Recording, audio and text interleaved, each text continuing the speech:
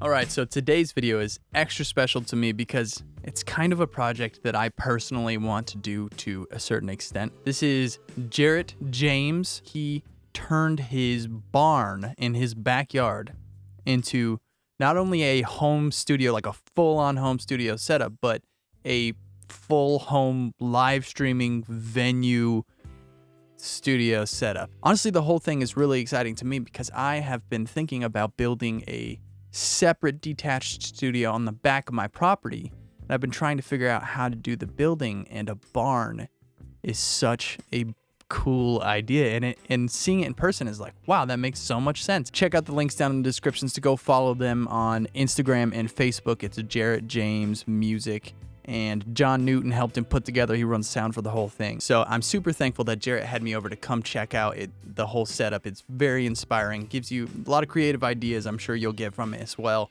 I wanted to give a big shout out to Mark Holloway for supporting the channel, and he got me a gimbal. Yes, I know a lot of you won't know what this is, but you know when the video's shaky, this is gonna stop the shaky. So thank you, Mark Holloway, for this is big time support.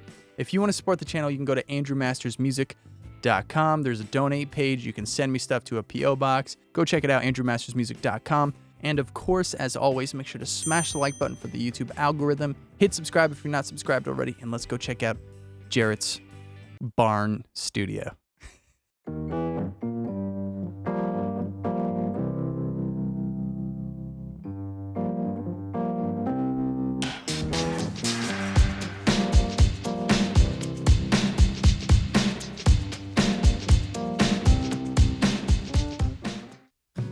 This is Barnwood Broadcasting Studios. It started out as just Barnwood Studios because when I bought this place, it was just a storage room in my backyard, and it looks nothing like this. I mean, we took this place has been here since the 60s, you know, so it took a lot of work and it was a mess. I bet.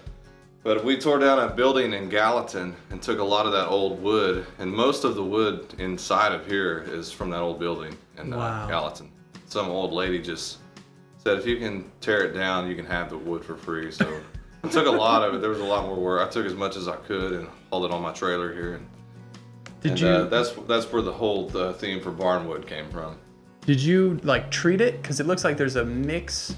Yeah, it's just all kinds of random stuff, man. Yeah. It's all completely random. Some of it's stain, you know. Some of it's from my sister's fence in Texas. She tore down her old fence. Wow. And I hauled it up here. And yeah. And the whole outside is the same. And it sounds really cool in here. Is this concrete? This is just concrete, yeah. And if you can tell, there's a little bit of a slope in here, but that's actually the way they designed it, because it was just a garage or a workshop just designed for the rain. So there's a little bit of a slope in here. I thought it was but I finally figured out one day that was the reason. There was a wall here, and that was a storage room along the whole length. Basically right where this the wood stops, there was a wall here, and then that went all the way back to the corner. And so we knocked out that wall, then we built this control room. Got really lucky finding that glass. That was a big double panes. Guy was getting rid of it for like really cheap. I don't remember what we paid anymore. We kind of took out the wall and just, you know, brought it out to here, made a little diagonal, went straight, and made enough room for this control room and a bathroom over there eventually. Right now it's just a storage closet. This is tracking room plus audience lounge out here. Are a lot of these instruments this place's? These are all mine. So those are his guitars. Yeah. Loaner bass amp from one of our friends. Got this kit real cheap. Sounds good. So basically just bring in snare and cymbals and they're good to go. We've got a full mic pack for all that stuff. What are you guys primarily doing in here?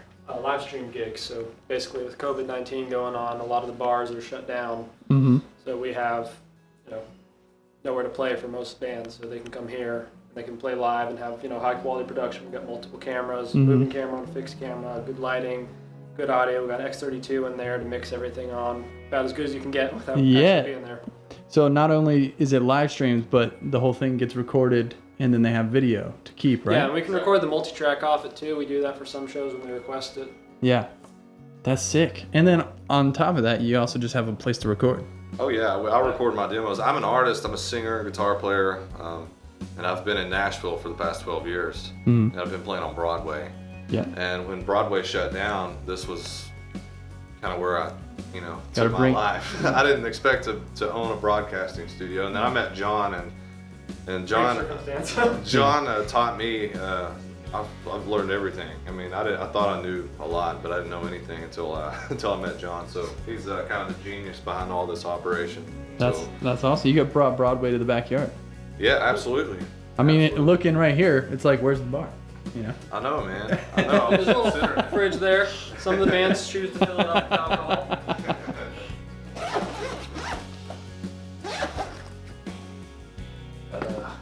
Rode NT5 pencils for overheads, Nice.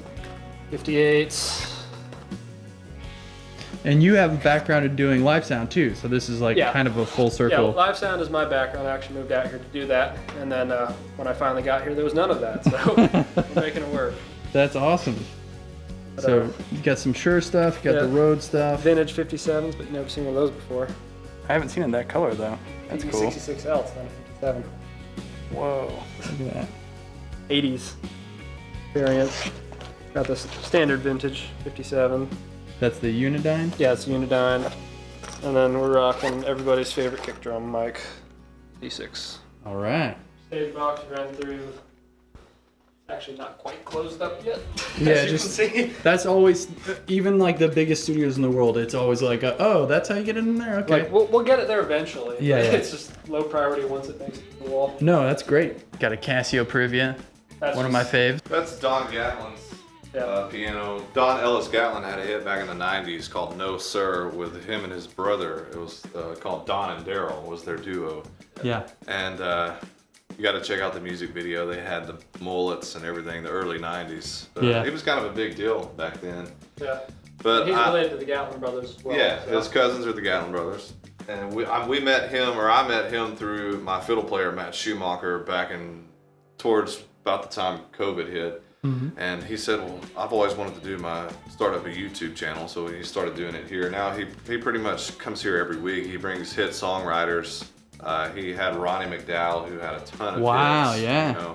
We had Allie Colleen, Yeah, that's Garth Brooks' youngest daughter. Billy Montana, Billy hit Montana songwriter. was our first one here. He wrote Suds in the Bucket for Sarah Evans, a lot of hits. Yeah. What was we had Frank Myers, was it? Yeah, Frank Myers was in here a couple weeks ago. I mean, he wrote a ton of #1 hits. I mean, so I can't remember who's in here tonight, but we have so many different people coming in. I can't keep up with them all, and it's all amazing. And I never expected to have all these amazing songwriters and artists come to my backyard, man. What's the Field of Dreams quote? If you build it, they will come.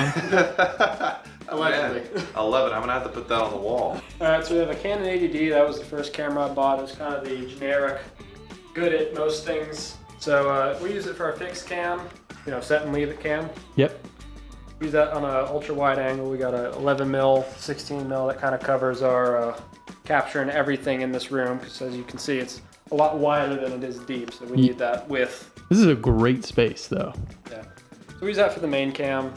And then we have a 5D3 that we use with the 24-105 that we have an operator moving around so they can get close-up shots of like guitar solo or singer, Yep. Kind of gives us that flexibility. And this has the nice HDMI out and video on the back at the same time so you can kind of see what you're focusing on. Yep. So that's Sweet. our video stuff. Then we have the Aperture 120D Mark II. That's pretty bog standard. Beautiful. Super vibey lounge. Do you remember, this is not really studio related, but do you remember the color of this? Is this regular black or is this like a charcoal? It's called Magic Black or Black Magic, one of the other. Okay. Yeah. I love that. Because I really like the matte dark Right. colors. With matte black, you have to be careful though, because that's a paint that really shows a lot of flaws. It's very unforgiving. Really nice whenever you turned off those lights. I mean, Oh yeah. Disappears. yeah. The studio I came up in, all the lounges, the walls were black, but it was made in a way where you could write on them with chalk. Oh, So all the clients and That'd be fun. artists who came in would like write crazy stuff on the ceiling and on the walls. yeah, we recently started having everyone sign the back wall. It's history, man. Yeah. Yeah. Oh, and then you got studio speakers. Now we're looking at getting some wedges, but we use that as like our kind of main, mix for the band to listen to. But we also have 4 ear lines we can run for ears. So That's great. kind of got most bases covered, but I'd like to switch those over to wedges because they're a little more convenient. And then the Well, there's lyrics a and live stream last night, and these are just comments. So we go through OBS, yep. and then we go through Restream. And Restream, you're able to gather all the comments from all the individual Facebook pages and put it into one. Oh wow. And it's not 100%, it's Yeah. kind of, Facebook is kind of weird because some people have privacy settings, but for the most part, you can bring all the comments up on the screen. And if you need lyrics or anything, you can bring it up. Yeah, that's Or if you just want to super monitor helpful. yourself, you just like looking at yourself, like Yeah. I do. Yeah, it's kind of dry. It's quite a bit behind. Yeah. Yeah. I love that you have this massive Go window. show them around. Yeah, these windows were like, the guy was trying to make a greenhouse or something with it in his backyard. Wow. And so I don't remember what it was, but it was stupid cheap. And so it just happened to work out perfectly with the nice wide windows. We got them double thick, so they're double pane themselves, and then they're doubled up. Wow. So you have 4 panes of glass with 3 air gaps in there to kind of keep out the sound. Yep. So we have 2 computers running here. One's not really necessary, but we have the main streaming PC, which I built, which looks like a standard gaming PC, but it is in fact running Hackintosh, which is pretty popular among Yep. studios. And then the other one's just a little Mac Mini I use to control the Behringer X32 rack. So we're basically taking the left, right off the board, and it's going to the Apollo, which is then connected to the streaming PC. Yeah. So then we have HDMI cables that run through the wall to the cameras there, and it all comes together on that computer and goes out. So the X32 rack is the mixer. Yes. It's like a rack that you can control Yeah, all it's of your... basically the rack mount version of the X32 board. Okay. You don't have the faders and everything, Yeah, but yeah. all the same functionalities there. You do have less channels, Yeah. but it can be expanded. Sweet. So That's we awesome. haven't really needed beyond the 16 Of course, by yeah. 4 so Yeah, yeah. far. I mean, we got close where you're like, maybe we don't have Tom mics or something, but Yeah. Sweet. This reminds me of much more of a broadcasting control room. that would be what this is. Yeah, exactly. I kind of had a, smattering of experience in different areas of this. So I knew audio very well because I do that professionally. Yeah. Knew cameras because I do that as a hobby, and I've been building computers for like 10 years, so I know about those. And this was kind of the make it all work together. So there's been a lot of progression, getting better every show, but we finally got it where it's really solid. The video looks great, the audio sounds great. Yeah, we have all kinds of hiccups, It's just Yeah, we thought learn it as you everything go, was we thought everything was perfect, and then come showtime, there's the video's not working, the audio's. I mean, it's just a million things, and then eventually we decided, all right, we can't make any technical changes the day of the show, and That's a pretty common theme. and we have to have kind of a dry run. We have to do an audio and a video check at least an hour before the show. Yeah. I mean, that's the only way to really guarantee you're gonna have a smooth show. It was all just ugly, old, mildew, white siding when I Wow. first moved in. Yeah, this looks...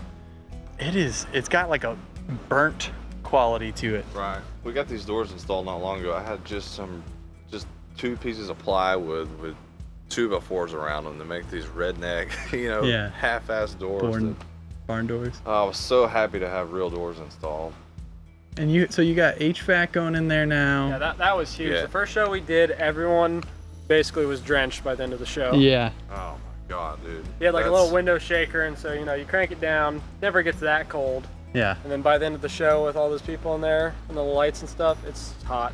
We had the entire Kenny Rogers band in here, plus like a seven or 8 people sitting on those couches. Yeah. It was so hot, and we weren't anywhere near the level that we're at now. It was still kind of redneck looking in there, but we were getting it done, But it was so hot, we were all sweating, and then I decided, you know what? Let's just let's go all out.